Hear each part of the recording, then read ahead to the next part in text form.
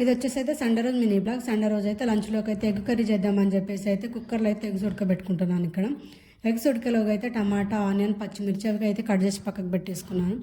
Sunday వచ్చిందంటే bagara rice అయితే చేస్తాను, అది కూడా మట్టి పాత్రలో.